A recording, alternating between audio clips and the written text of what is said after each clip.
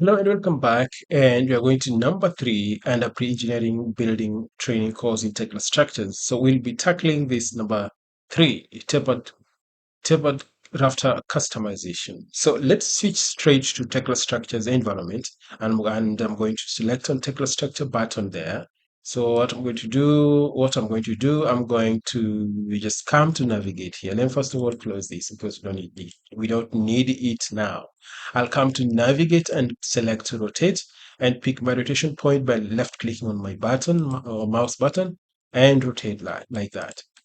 So I'll just right click and redraw so that we remove all these symbols that clutters our column base or the entire column. So to create the guidelines for the rafter, we have to switch back to elevation view. So how do you switch back to elevation view? I'll come to drop down arrow under window here and click on the grid line one. So we have this in place. So let me redraw. Redraw just to remove anything that's unwanted uh, uh, remnants of our modeling, like maybe the fittings, the welding symbols on. Just removing. If you redraw, remove or you clear all the symbols that appears on your model. So we have the column in place, and we have the apex somewhere here. So if you redraw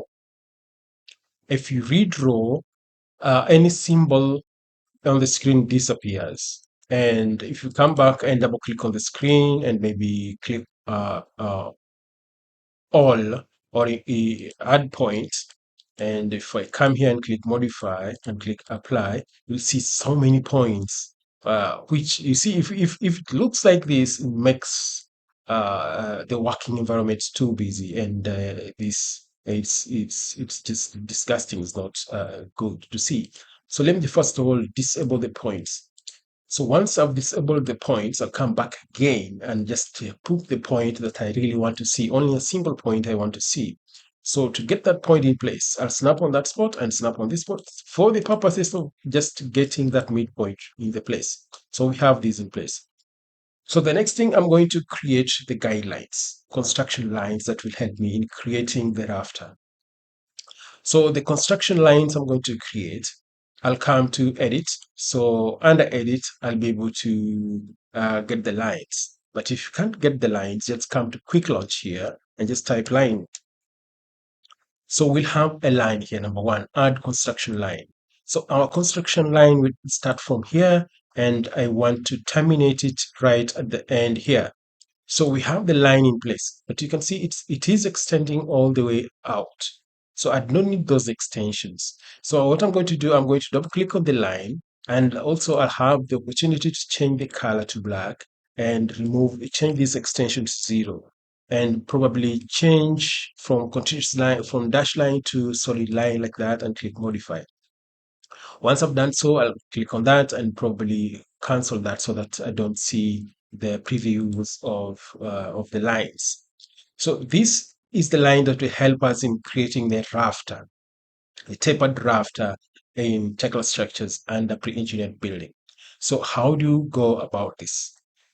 The tapering will be similar for our column. The tapering for the rafter will be similar to our column. So number one thing we are going to straight to do, we are going to click on this application component button right there and scroll down, and I'll come to PEB member, and I'm going to pick it from the middle here. So I actually don't know the middle point of this.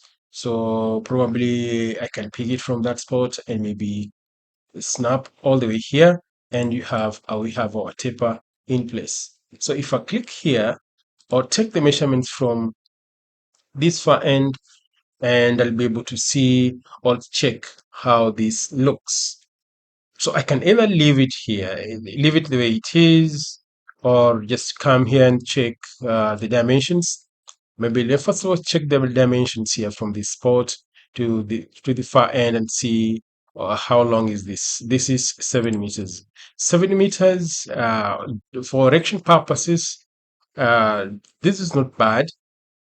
And if I come back again and try to maybe snap on that spot and snap on that spot, and you can see we have this in place. We can give it that option. So I have this in place. I have my rafter in place. So let me just right click and come to redraw just to clear everything that I don't want to see. So you see the outer side is very straight for the purposes of placement of the purlins. And that's the reason why we are not turning it the other way around. So we need this the straight back backside for these members to be straight for the purposes of, or for the ease of placement of our purlins. So this has been placed. So what I'm going to do on the next presentation, or on the next part of our rafter customization, is uh, the knee joint connection here. We are going to modify this knee joint connection here, or create or customize.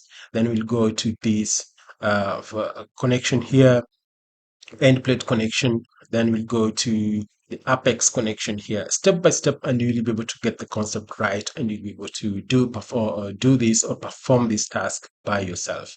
So let me then, and I've just showed you how you can create thereafter. Create, number one, how to create the guideline, and number two, on how to create a taper. A taper. Let me just remove this. If you want to taper, first of all, the smaller side is where you start with. The smaller side will start from that spot, and the bigger side ends there. So you start and go further. The further becomes bigger. If I want this side to be bigger, I'll start from that spot and wind it on that spot. So that is the procedure. And if you want to check the properties, just double click here, and you'll be able to see the properties, how it tapers. It tapers from the smaller side to the bigger side.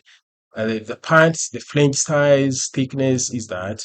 The flange side, the flange width is that. The other side of the flange is that 12 millimeter, and the width is that. And the thickness of the web is 8 millimeter. So I think we can meet on the next presentation, or on the next part of this training, as we proceed with the training. Let's meet then. Bye bye.